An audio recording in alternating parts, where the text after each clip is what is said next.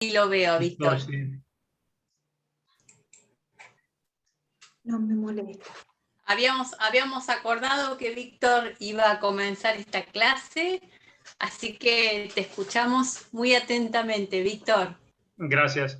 Mira, el primer comentario es que hay ocasiones que todo tiene sus momentos. En el caso que nos planteaba Melvina, probablemente no era el momento de la mediación por el enojo que tienen ambos, ¿no? Y por querer yo siempre sacar lo mejor y no prestarse a ningún tipo de negociación, menos una mediación en que uno tiene que reconocer un poco sus cuestiones personales. Y cuando la gente sí se empodera o cree estar tan empoderada, pues hay que quitarle un poco el poder. Yo que he tenido la oportunidad de tramitar antes de unas cuestiones de divorcio, en que sobre todo la mujer dice, pues no te dejo ver al niño si no me das tanto de pensión, o el hombre dice, te voy a quitar la custodia del niño. Ahí el factor dominante es el niño. Entonces yo a la señora le dijo, pues ok, dígale pues qué le va a entregar al niño para que él se haga cargo. En la mayoría de las ocasiones los hombres no pueden hacerse cargo del niño, porque algunos por el trabajo, otros porque pues tienen ya otros intereses en alguna otra mujer y no pueden. Entonces, al quitarles la herramienta de poder que les daba, pues ya son más fácil de lograr algún tipo de negociación. En el caso que ella planteaba, yo no sé qué tan importante sea el poder que ella tenía de decir, voy a hablar mal de ti, o cuáles eran las cosas que realmente él no las puede aceptar. Quizá en algún momento valdría la pena, como en muchas ocasiones pasa, bueno, pues si vas a hablar mal, pues hazlo. En otros asuntos, también en cuestiones de alimentos, que se dan mucho, la amenaza es te voy a meter a la cárcel. Ok, lo metes a la cárcel y si antes no tenía ingresos, pues ahora menos, ¿no? Y tu interés es el dinero, estando en la cárcel, pues no va a generar dinero, no vas a tener dinero y todos pierden. Esa era una de las cuestiones que quería comentar. La otra es que comentaba Marta que en su clase de programación neurolingüística habían visto que todos los mapas están bien. Yo lo escuché en forma inversa. El mapa no es el territorio, como queriendo decir, todos vemos distintas situaciones de un mismo hecho. Todos pensamos por nuestra historia las cosas de una forma y verdaderamente es impresionante los que tienen más tiempo. Yo no soy mediador, yo soy negociador, pero los que se dedican más a la mediación seguramente han visto en muchas ocasiones como las partes de manera increíble el mismo hecho lo ven desde dos puntos de vista totalmente distintos. Ahora que está, y hay que estar en los zapatos de cada quien, como fue uno de los comentarios de Marina al principio. En alguna ocasión yo comentaba en un diplomado sobre derechos humanos que yo no veía tanto lo que se decía de la mujer, de esa situación que vive la mujer, que está mal porque es utilizada de muchas formas. Bueno, ahí casi salí golpeado, pero alguien decía es que se necesita ser mujer para sentir lo que nosotros estamos viviendo. Entonces, que yo solo he visto en algún caso alguna mujer que por ser mujer no le daban un puesto de dirección. Tenía el de subdirección, aunque no hubiera director. Ella acordaba con el director general, pero era la única subdirectora que lo podía hacer. No le daban el cargo de dirección por el hecho de ser mujer, pero fuera de ese caso no lo había visto. Yo no lo entendía hasta que todas me dijeron, bueno, es que necesitaría ser mujer para comprender esto. Y entonces en el caso de Carolina también habría que estar en los zapatos de cada quien, por qué esta señora se ponía tan reticente o por qué él no quería que se supieran algunas cuestiones de su vida, no sé qué tan graves serían. Habrá ocasiones que sí son demasiado graves, pero esa arma ella siempre la iba a tener el resto de sus días. Había que desapoderarla de ese gran armamento que tenía, porque si no, pues nunca iban a llegar a una cuestión y así ganara o perdiera, pues de todos modos conservaba su armamento. Y ese era mi comentario, que hay momentos en que uno sí se puede prestar a negociaciones y en otros habrá que esperar el momento adecuado, ¿no? Ese eran mis comentarios. Estoy plenamente de acuerdo, Víctor. Muchísimas gracias. Y bueno, justamente esto de preparar el escenario, las condiciones, para que esto sea viable, es un poco, de alguna manera venimos a trabajar, más allá de que nos vamos a enfocar en lo que hace a lo preventivo, justamente tiene que ver con tener esta perspectiva que nos permita de alguna manera establecer un escenario posible de trabajo. Yo acuerdo que no siempre es viable llevar a cabo algún tipo de negociación, de mediación, de facilitación, y que a veces hay que demorarse, entre comillas, un tiempo para construir ese encuadre, generar las condiciones. Hay un tiempo donde uno empieza como a ablandar a las partes, a tratar de indagar profundamente y analizar el conflicto, y solo cuando las personas y las condiciones están dadas, es conveniente que podamos proponer un espacio como el que estamos trabajando. Pero bueno, eso lo da la experiencia, ¿no? A veces es en nuestro afán de resolver, que era un poco lo que charlábamos el encuentro pasado, en nuestro afán de que el conflicto de alguna manera salga de nuestro campo perceptivo, solemos apurarnos, y a veces ese apuro después termina jugándonos una mala pasada. Así que totalmente de acuerdo, y muchas gracias por el aporte. Hay ocasiones también en tu comentario al final que dicen, cuidado con lo que deseas, porque se te puede cumplir. Entonces, hay ocasiones en que uno cree una cosa y en realidad es totalmente distinta. Justamente leyendo un libro en la mañana que tiene que ver con unos emperadores romanos que en un momento había coemperadores, eran hermanos, pero se odiaban mucho, ¿no? Y entonces ellos deciden que van a dividir Roma. Y ya estaban decididos a hacerlo, y la mamá, que es la que era más bien el poder tras el trono, dice, ok, vamos a dividirlo, pero ¿ya pensaste que cuando te ataquen estos no vas a tener apoyo? ¿Ya pensaste que te hace el dinero que estos otros te dan? Y les hizo ver cómo esa división, pues en lugar de darles el poder a cada quien en una parte de lo que era Roma, pues más bien los iba a debilitar ante sus enemigos, les iba a quitar ejército, les iba a quitar dinero, y que no era lo conveniente, aunque ellos quisieran mucho ser los poderosos en una región. Entonces eso pasa pues muy continuamente, ¿no? Por eso, cuidado con lo que deseas, porque se te puede cumplir, como el caso que decía de los niños. ¿Qué tal si sí dejo que mi marido se lleve a los niños? Me los va a regresar a los 15 días. Pero ya le quité el poder. Gracias. Buenísimo. Muchísimas gracias. No, a vos, Víctor. Este espacio es de todos. Rubí, ¿podré compartir pantalla? Sí, está habilitado para que puedas compartirla. Porque me dice que la función de compartir las pantallas de los participantes está inhabilitada. A ver, de favor, porque yo la tengo habilitada, de favor puedes intentarlo. Quizá porque cuando nos sacó, claro, ahí debe haber sido, sí. A ver, de favor, aparece que sí puedes. A ver. Ahí, perfecto. Está queriendo jugar bromas otra vez, pero aquí estamos. No nos va a ganar, Bueno, vamos a continuar. ¿Están pudiendo ver la pantalla? ¿Sí? Bueno, justamente recién la nombrábamos a la mediación, y vamos a hablar en realidad de mediaciones en plural, porque bueno, me interesa que podamos ampliar este concepto, un concepto que además ustedes ya estuvieron trabajando. Como dice la Filmina, es un concepto muy utilizado por algunas áreas del conocimiento, fundamentalmente la comunicación, y siempre vinculada a todo lo que tiene que ver con los espacios que de alguna manera permiten el intercambio y la comunicación de información y de otros bienes.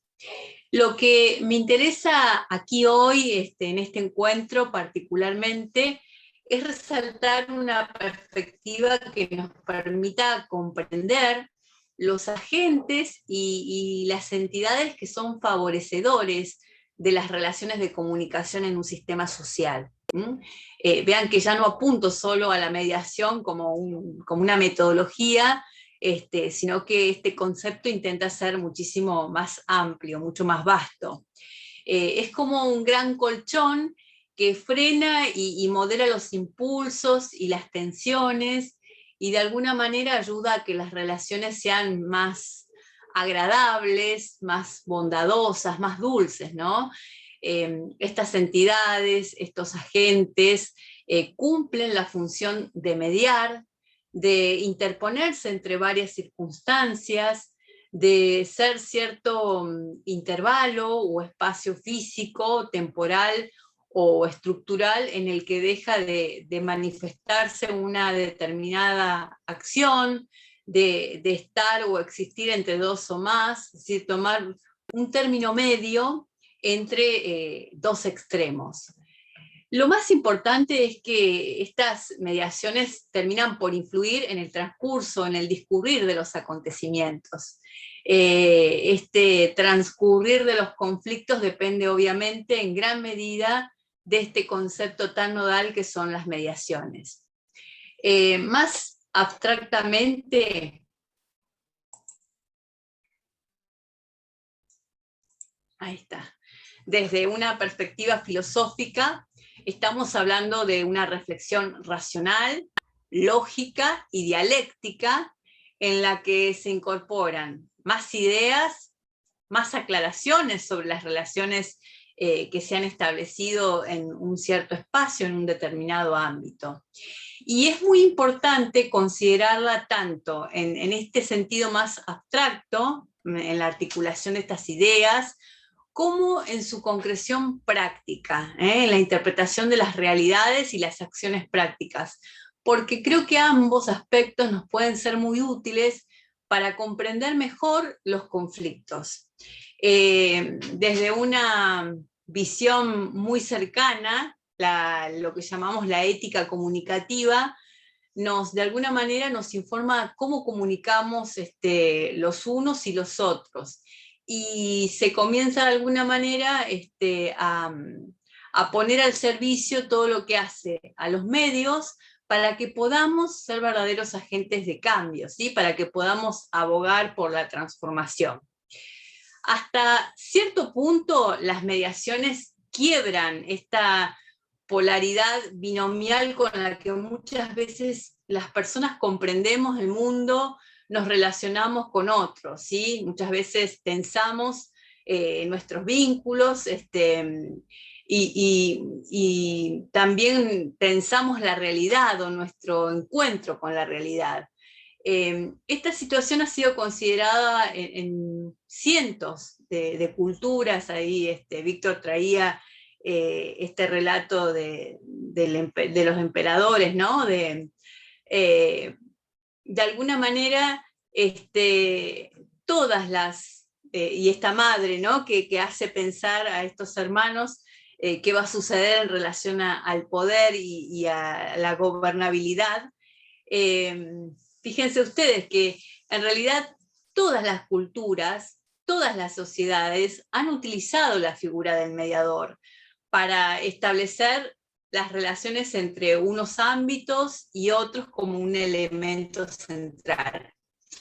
Por ejemplo, a mí me gusta mucho analizarlo culturalmente, también soy muy curiosa en relación a cómo se configuran las distintas sociedades.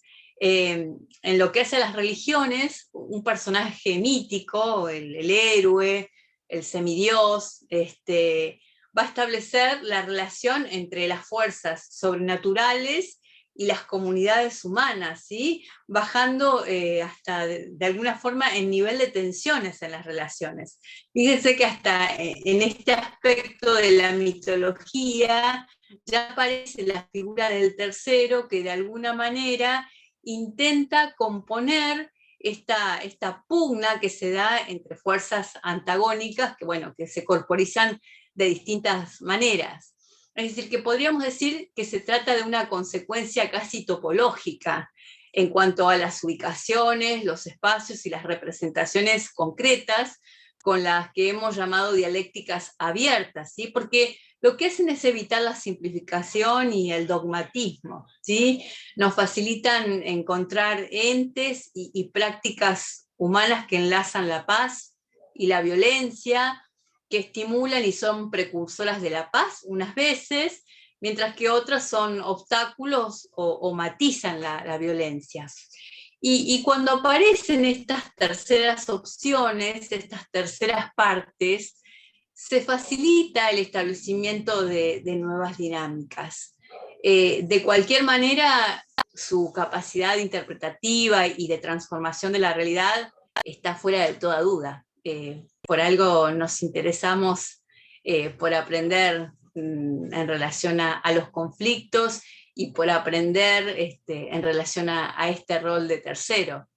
En la negociación, quizá el método de regulación pacífica de los conflictos más reconocida, podríamos decir que los actores establecen mediaciones, espacios de diálogo y de comunicación por su propia iniciativa, ¿sí? Víctor decía recién que él es negociador. Bueno, esta mediación, que yo estoy ahora intentando que la pensemos de una manera mucho más abstracta, y no solo enraizada a las metodologías, está presente en el interjuego que se da entre las partes.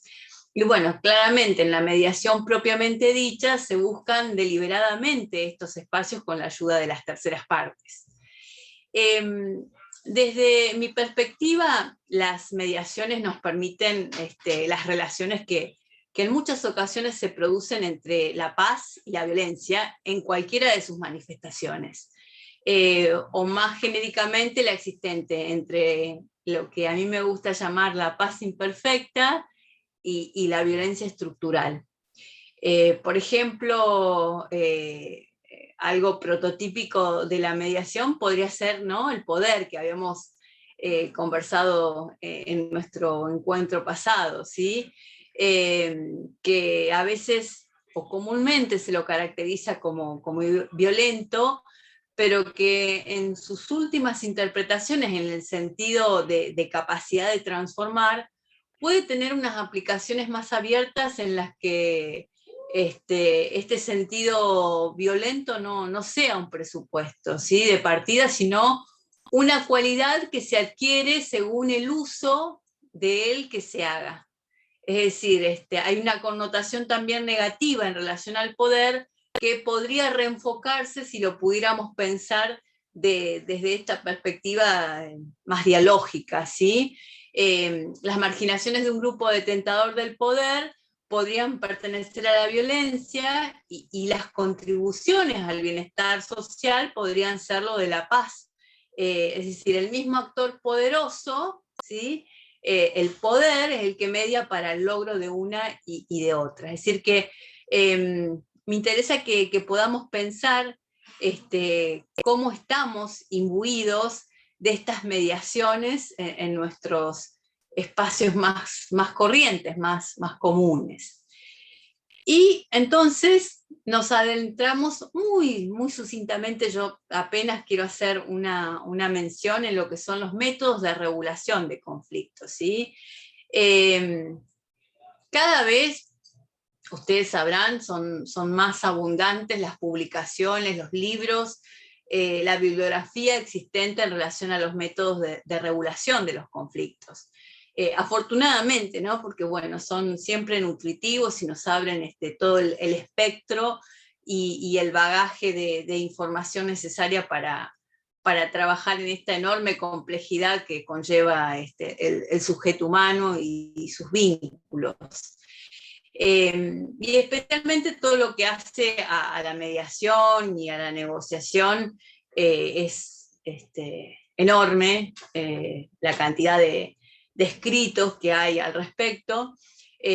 Sobre todo yo he leído mucho, o por lo menos al comienzo, material donde se explicaban los protocolos, los pormenores de la puesta en práctica de estos métodos. Yo, de hecho, cuando comienzo a dar clases, yo doy clases a la escuela de policía acá de mi provincia, y lo primero que hago para un poco poder situarlos en de qué hablo cuando hablo de esto, es un poco comenzar más allá de los principios que impregnan la mediación, contarles un poco el encuadre, porque eso de alguna manera va como poniéndole cuerpo a una palabra que a veces puede ser muy, muy resonante, pero poco profundizada en el común, digamos, de la sociedad. Yo obviamente que en esta clase ni siquiera aspiro a resumir esta gran cantidad de información que hay al respecto, entre muchas otras razones, porque bueno, este no es el módulo donde vamos a ver eso, ustedes ya vienen viendo mediación y vamos a ir avanzando poco a poco en lo que es la solución de los conflictos, pero quiero indicar algunas de las líneas sobre los enfoques existentes. Ya hemos apuntado que cotidianamente regulamos muchos conflictos sin apenas darnos cuenta que lo hacemos, lo que también encierra múltiples formas de gestión y transformación de estos conflictos. Cuando está la elección de una vía o de otra, se hace de acuerdo con predisposiciones que ya poseemos. Es decir, elegimos la negociación o elegimos la mediación, elegimos la facilitación, optamos por la conciliación. Bueno, de lo que se trata ahora de alguna forma es de hacer consciente la forma de regulación para que podamos optimizarlas. Algunas veces se pretende resolver un conflicto muy rápidamente, como recién charlábamos, y lo único que se consigue es crear más violencia. No alcanza con los deseos filantrópicos de querer que desaparezcan los problemas. Un buen ánimo obviamente es siempre importante, pero nunca es suficiente. Hay que saber qué terreno estamos pisando y tener la necesaria paciencia en cada caso, porque las urgencias son malas consejeras. Por eso justo la verdad me vino muy bien el aporte de Víctor cuando habla de esto, de preparar las condiciones para llevar a cabo estos procesos. Cuando lo que se quiere es bajar la violencia, disminuir los niveles de destructividad, saber manejar los tiempos, los ritmos, es importante alcanzar este fin teniendo una, decíamos, mirada compleja en relación a lo que está pasando y a los recursos que tenemos para poder aportar a la resolución. Existen muchas posibles formas, muchas posibilidades para rebajar la tensión entre las partes. Las maneras de hacerlo pueden ser múltiples, es decir, pueden ser procurar limitar los factores que los potencien, reconocer los aspectos comunes que puedan resultar dañados, en esto el ejemplo en relación al niño, ¿no? Este niño que podría ser de alguna manera dañado en el forcejeo de estos dos progenitores, ponerse en la posición de los otros, todo de los zapatos, ¿no? Estoy trayendo todo lo que fue aportando Víctor porque me parece que es construir juntos. Decía, ponerse en la posición de los otros, comprender y preocuparse por los intereses de los otros, concederles menos importancia a las metas propias, también es una posibilidad, hacer que cambien las condiciones que provocan la insatisfacción, o atender a las presiones de lo que son factores externos. Los métodos y las técnicas de regulación de conflictos lo que buscan es que se produzca algún cambio a través de estas anteriores posibilidades en las condiciones de partida que tiene cualquier desencuentro. Esto es lo que es realmente importante, es decir, que el conflicto se desplace hacia espacios donde pueda ser mejor regulado. Por eso mismo, las técnicas son intercambiables de un método a otro, es decir, técnicas de negociación pueden ser adecuadas para la mediación o la diplomacia, y a la inversa, también es posible utilizar como reforzamiento varias técnicas a la par, es decir, todo lo que por ahí son aspectos propios, característicos de estos medios, pueden ser tranquilamente utilizados, aunque el encuadre no sea el corriente, el habitual. También se puede hacer como una especie de mapa, ¿no?, de los conflictos, que nos permita tener como una suerte de guía orientadora de la intervención. Eso es muy importante cuando vamos a ser gestores de estos conflictos, vamos a trabajar o vamos a aportar un método de regulación. Porque nos va a ser muy útil para que podamos valorar en qué momento se encuentra el conflicto y qué tipo de intervención es más adecuada a llevar a cabo. Es decir, que podamos compartir las preocupaciones con otros colegas, que podamos asesorar de alguna manera a las partes sobre en qué sentido relacionarse y reencontrarse, y sobre todo para vencer la desorientación que los conflictos producen. Esto que hablábamos recién, esta resonancia emocional que las personas traen y desde ahí sí consultan, y desde allí se mueven, y desde allí de alguna manera se presentan. Debemos tener en cuenta que podemos tener realmente la oportunidad de entrevistarnos directamente con los protagonistas, empezar a explorar, a conocer sus razones, conocer sus visiones, y obtener una información que es de gran interés, que es enormemente rica para que podamos proponer un método que sea lo más apropiado. Hay muchos modelos que sirven de guía para interpretar los conflictos, porque bueno, yo he utilizado he ido variando en mis procesos de intervención. Por ejemplo, hay uno que tiene que ver con el triángulo de actitudes, conductas y estructuras, otro basado en la teoría de los juegos. Digo, hay mucha bibliografía que de alguna manera nos propone cómo trabajar al respecto. Todos estos modelos son útiles para ver ciertos aspectos de los conflictos, pero en mi opinión, no hay que casarse con nadie, ¿sí?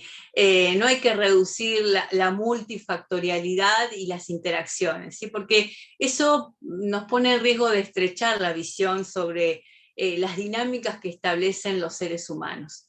Es decir, en la medida que nuestra lente para mirar la realidad sea también compleja, nos va a permitir poner a disposición de quienes de alguna manera recurren a nosotros de un amplio bagaje de métodos, de técnicas, de herramientas, de actitudes que las personas seguramente puedan reconocer como útiles y valiosas para el abordaje de su conflicto.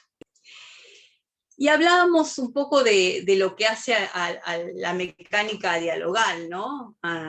Y por eso es que me gustó que pudiéramos conocer o profundizar en lo que hace al diálogo y la negociación. Cuando hablamos de diálogo estamos aludiendo a una forma práctica de la comunicación y la mediación. Lo que pretende el que dialoga es a través de la expresión y la palabra, las ideas, los sentimientos son de alguna manera comunicados al otro. Y hablamos de diálogo y no hablamos de monólogo, ¿sí? Esta es una relación dialógica que tiene por sí misma capacidad de incidencia y cambio en quienes de alguna manera están practicándolo, en quienes están dialogando. Pero siempre estos cambios podrían ser mayores, serían más potentes, si las personas en este diálogo pusieran voluntad e intención de cambio, ¿no? Y bueno, lo que tenemos que entender que en todo diálogo hay una negociación más o menos consciente y explícita. Por eso también se podría ver la negociación como una continuación del diálogo, ¿sí? O, en definitiva, que la regulación pacífica de los conflictos será más fácil y mejor se operan al unísono el diálogo y la negociación. La negociación es un método, digo, no les voy a contar nada nuevo, somos negociadores casi de manera innata, digo, nacemos negociando con el medio, con el mundo. Pero si tuviéramos que contarle a alguien o de alguna manera hacer una pequeña síntesis, se trata de un método para conducir las relaciones entre actores que tienen alguna divergencia y por ende supone interacción e intercambio entre distintas partes. El procedimiento se basa en que los actores quieren obtener algo de los otros, pero a cambio, o en cambio, están dispuestos a ceder en algo de sus intereses, y eso implica el acuerdo de las partes gracias a lo que es la cesión y la obtención de beneficios comunes.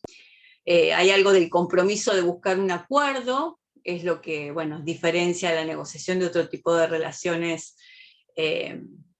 conflictuales, y lo que tenemos que saber es que la negociación nunca es ajena a la autoridad, al derecho o el uso de la fuerza, sino que sobrepone a ellas y en cierto sentido la supera. Es por lo menos el que a mí me gusta y el que he aprendido, es un modelo cooperativo y de regulación, que algunos llaman ganar-ganar. Melvina estuvo haciendo alusión a ellos. Obviamente hay otro tipo de negociadores que entablan vínculo con el otro desde un modelo de ganar-perder, que bueno, tiene que ver con una negociación que no es cooperativa, sino exclusivamente adversarial. Pero bueno, en este modelo ganar-ganar, frente a las ganancias y pérdidas de los juegos de suma cero, implica lograr que las partes, a través de sus habilidades y medios, casi en un baile de concesiones, puedan obtener un conjunto de beneficios que claramente no alcanzarían por sí solos. Ahora, la gran pregunta es cómo medir las ganancias de una vía pacífica frente a una posibilidad violenta. Las ganancias de la paz claramente siempre son mayores que las de la violencia. En este sentido, creo que emplear la confianza, la responsabilidad y también el compromiso de las partes es importante, es vital para lograr una negociación cooperativa y que se pueda alcanzar un buen resultado. Hay negociaciones claramente en todas las escalas de la acción humana. Hagan el ejercicio de pensarse en su día más convencional, más corriente, y todos nuestros vínculos tienen aspectos de negociación con otros, a veces más significativos, a veces más lejanos, pero la negociación está presente en todas las acciones y los momentos de la vida humana. No, bueno. Creo que podríamos No decir sé, que a sí. veces hay alguien con el micrófono abierto. No, Que bueno, pero, creo, a ver, ahí estamos. Decía que creo que podríamos decir que las negociaciones a veces se producen casi de manera inconsciente o casi rutinaria, ¿no?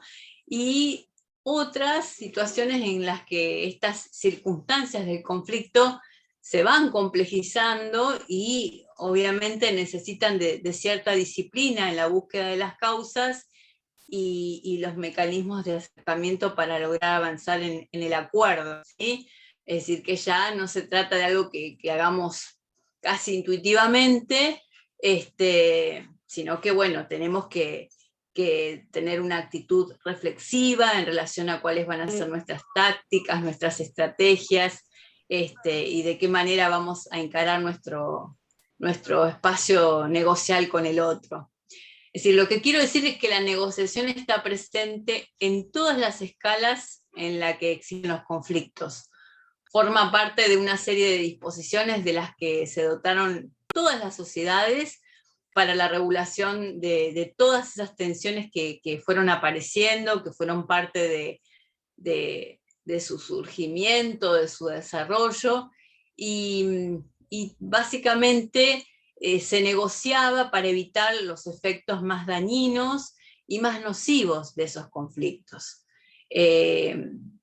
Los que negociamos sabemos que son mecanismos que permiten de alguna forma combinar las distintas realidades representadas por los actores en el conflicto, desde sus necesidades, desde sus deseos y anhelos, a sus ambiciones y proyectos. Fíjense que hay un movimiento que viene desde el adentro y de alguna manera se proyecta hacia el afuera. Y otra manera también de enfocar estos procesos puede tener en cuenta lo que normalmente se llama la correlación de fuerzas, ¿sí? Que podría ser equiparable a las relaciones de poder, las capacidades que se dan entre las partes. Por esta razón, uno negocia relaciones de poder y una negociación en la que la correlación de fuerzas está muy desequilibrada, siempre es más difícil de llevar adelante, ¿sí? Esto también implica que en muchas ocasiones, estoy pensando en el ejemplo de la clase anterior, ¿no? En esta situación en la que Melvi tuvo que intervenir, en muchas ocasiones, justo cuando se van a iniciar las negociaciones, los actores lo que hacen es hacer demostraciones de fuerza, ¿sí? Declaraciones, manifestaciones, intentos de boicot, atentados, bueno, si hablamos de naciones, avance de tropas, digo, todo esto con el objetivo de variar esta correlación y comenzar más fuerte la negociación. Digo, estos son aspectos...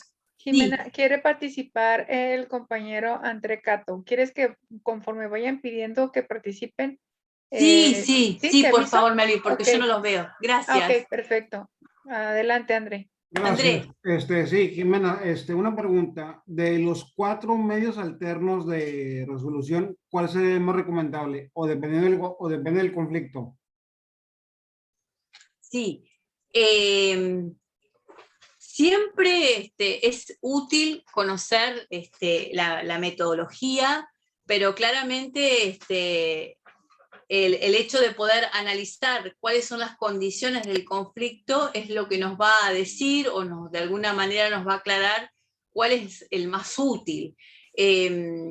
Yo por el tipo de ámbito en el que me muevo utilizo con mayor frecuencia la mediación, pero me ha tocado intervenir, por ejemplo, en conflictos de orden público y todo lo que hace a la conciliación o a los espacios de facilitación han sido enormemente valiosos para poder desandar una mecánica ya instalada entre partes.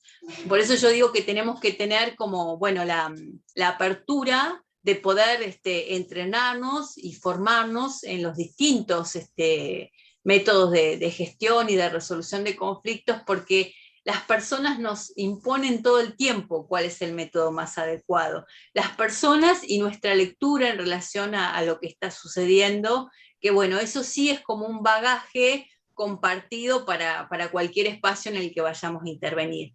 Estos lentes de los que yo hablaba en la clase pasada. Así que creo que hay que entrenarse mucho en todos las metodologías de los métodos RAD. Excelente, muchas gracias. Gracias.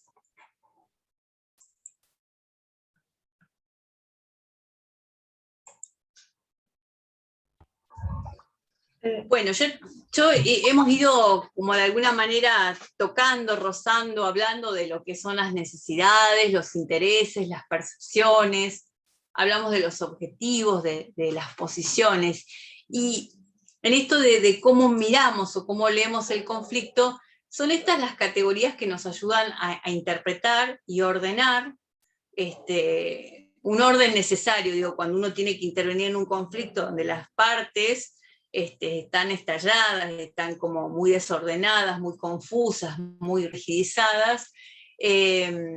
Son estos aspectos los que nos van a permitir de alguna manera ordenar la dinámica de los conflictos y en consecuencia tenemos que tenerlas en consideración al inicio de toda negociación. Es muy distinto que la negociación esté asentada en necesidades más o menos tangibles, en intereses o en posiciones, porque el reconocimiento y la apertura de unos u otros es diferente, y por lo tanto con una dificultad de cambio mayor, ¿sí? Cuando las personas están como muy estancadas en sus posiciones, la posibilidad de transformación siempre, bueno, se hace, no imposible, claramente que no, pero bueno, hay un espacio más largo que recorrer, ¿no? Puede suceder que cuando la negociación se centra en un proceso de tanteo y de regateo sobre la base de posiciones, lo que hacen los negociadores es aferrarse a esto y tanto que a veces es difícil, muy difícil progresar. Hay aspectos que están referidos al método que tienen que ser considerados en el proceso. Si han leído a William Ury, digo, todo lo que hace a la negociación, la metodología de negociación de Harvard, y si no se los recomiendo porque es un libro muy sencillo, muy fácil, que es el primer libro que leemos los que, bueno, que incursionamos en el camino de la negociación y la mediación, que es el sí de acuerdo, ¿no? Ellos, que son los fundadores de la metodología de Harvard, dice que hay que separar a las personas del problema, obviamente obviando la intervención de los factores emocionales, dicen ellos, lo cual no quiere decir no saber que existen, ¿no? Pero poder correr a las personas de esto, en el sentido de poder gestionar lo que está pasando, porque si no podemos separar a las personas del problema, esto le va a dar un carácter todavía más rígido, más apasionado y conflictivo a lo que está pasando. Ellos también hablan de no centrarse en las posiciones de las partes, sino básicamente en sus intereses, generando una amplísima variedad de alternativas antes de pasar al diseño de lo que va a ser su proceso negocial. Y también es muy interesante que cuando nosotros podamos abrir el espectro de las alternativas, de alguna manera podamos trabajar fuertemente en las opciones desde los criterios objetivos, es decir, que las personas puedan explorar cuáles son sus opciones, es decir, aquello que puede discurrir teniendo en cuenta al otro, desde aspectos que son objetivos y no netamente subjetivos, como a veces suele pasar cuando las personas pretenden cosas que son imposibles de lograr porque son imposibles de concretar en la práctica.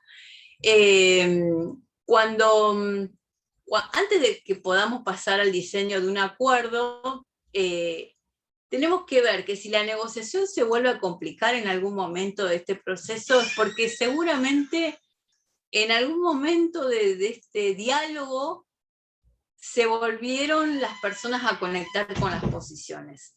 Así que hay que trabajar mucho con los intereses, y ahora vamos a ver un poquito más de qué se trata. Tenemos que insistir en retornar a lo que son los criterios objetivos, evaluables, cuantificables, ¿sí?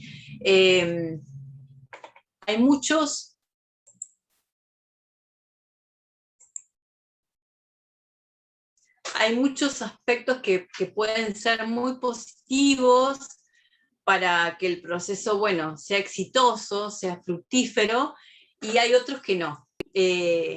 Algunos bueno, los puse entre paréntesis, obviamente, los que podrían ser negativos para la negociación, y los que son positivos cuando establecemos un proceso negocial. Por ejemplo, cuando, perdonen que tengo un cartelito.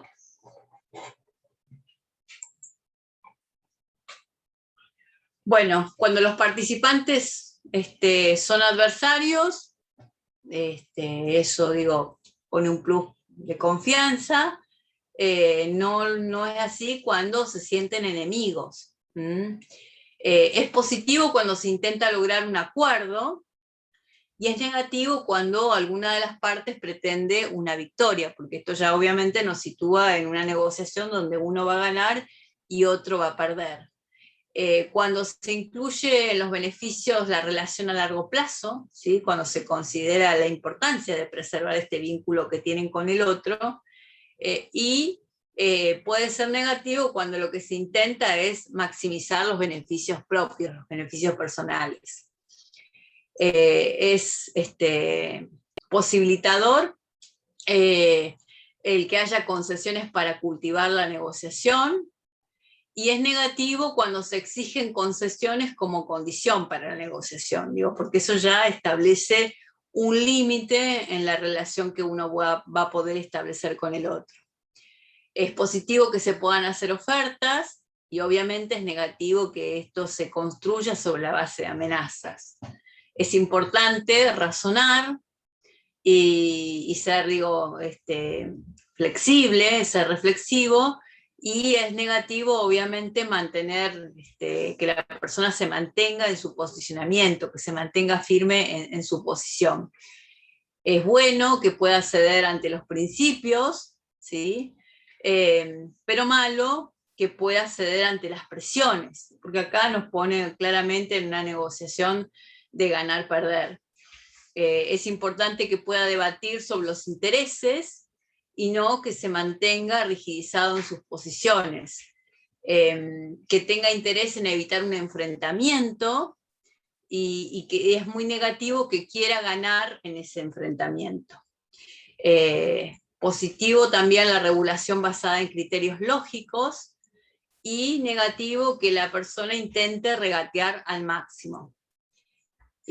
También hablamos de las pérdidas unilaterales para lograr acuerdos, ¿sí? Es decir, cuando la persona de alguna manera puede despojarse o negociar la pérdida de algo, sabiendo que eso va a sumar una ganancia al resultado final de la negociación, pero es muy negativo cuando se buscan ventajas unilaterales, es decir, ventajas de una sola parte como condición del acuerdo.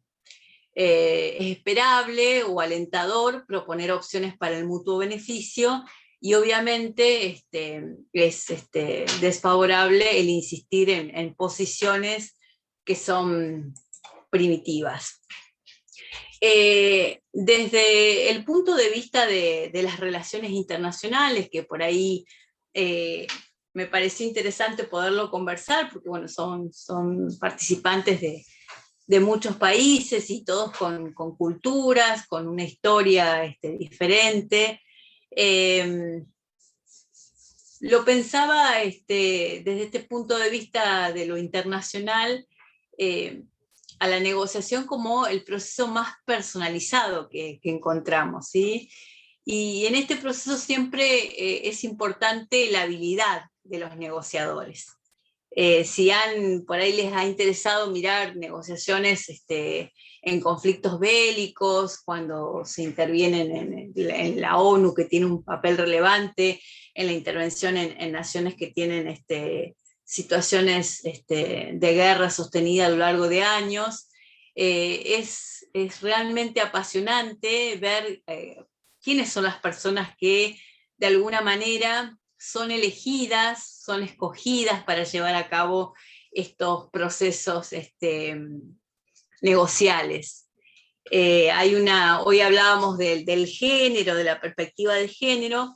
Les quería contar que, por ejemplo, en Argentina, en mi país, se ha conformado en el 2016 la primera red federal de mediadoras con perspectiva de género, porque bueno, hay todo un movimiento a nivel mundial que ha ido conformando esta red de mediadoras en varios países, fundamentalmente por los objetivos de desarrollo sustentable, que de alguna manera promueven la construcción de sociedades más pacíficas e inclusivas, y sobre todo que ha estudiado y dado cuenta de la relevancia de la intervención de las mujeres en conflictos bélicos.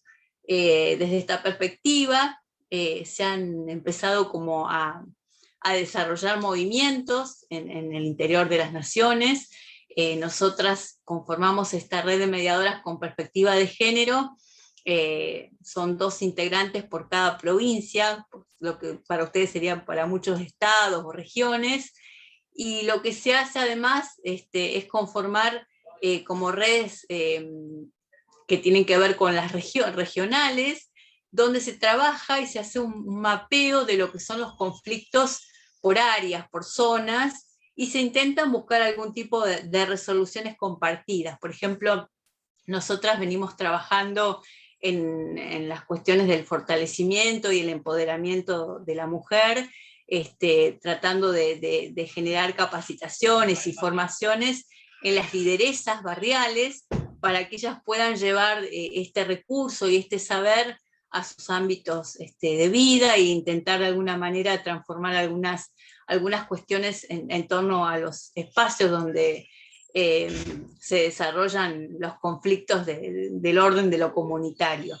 Pero bueno, quería comentarles que viene dándose realmente un movimiento muy interesante que de alguna manera está proponiendo otra forma de mirar lo que sucede en el mundo, y bueno, quizá muchos en sus países también tengan experiencias, no sé si parecidas, pero bueno, que tengan que ver con esto, ¿no? Con cómo miramos regionalmente los conflictos y qué diseño vamos construyendo desde nuestra nación, desde nuestra cultura, desde nuestra idiosincrasia, para dar respuesta a una realidad que cada día es más compleja.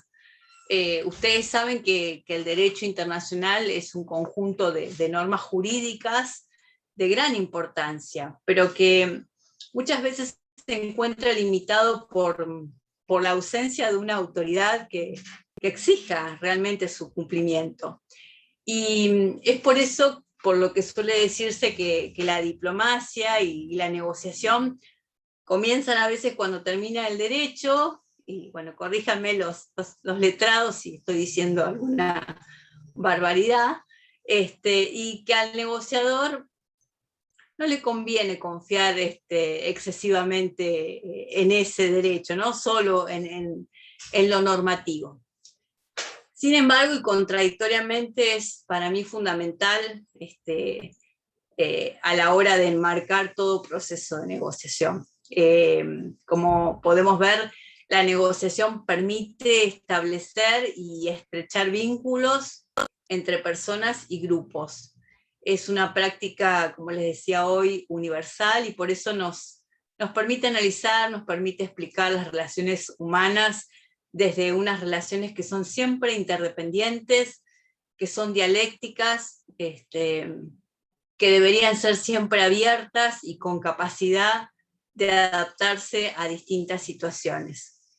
Esto es así, entre muchas otras cosas, porque como conversábamos el martes, necesitamos a los otros. Necesitamos contar con el prójimo, ¿no? Los mayores necesitan de los jóvenes, los hombres de las mujeres, las personas fuertes necesitan también contar con, digo, estos pares contradictorios, ¿no? Los poderosos necesitan quienes de alguna manera le otorguen ese poder, digo, todos dependemos los unos de los otros. Y estas relaciones que son en cierta medida recíprocas, hacen que siempre, sea de manera implícita o de manera implícita, se estén negociando las condiciones de entendimiento y comprensión, de convivencia con otros.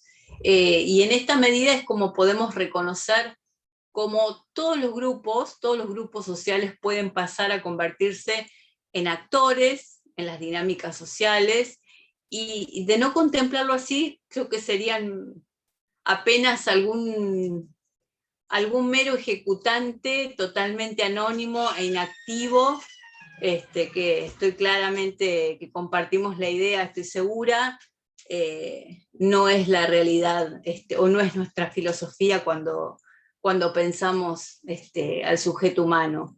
La negociación forma parte de todo el cemento social que hace que los grupos cumplan por encima de todas sus funciones y objetivos. Así que vean qué importante es poder conocer cómo negociamos y de qué manera entablamos un espacio negocial en todos los ámbitos en los cuales podamos desenvolvernos.